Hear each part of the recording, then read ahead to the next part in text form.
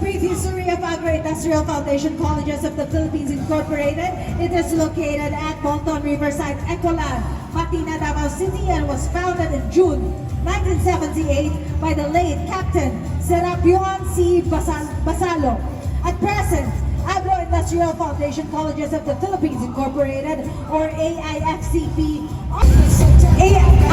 MTC offers safety courses as well, TESDA courses, front office NC2, bartending NC2, automotive servicing NC1 and NC2, housekeeping NC2, food and beverage services NC2, small NC1 and NC2. Of course, they have kindergartens, grade 12 as well, and the first Maritime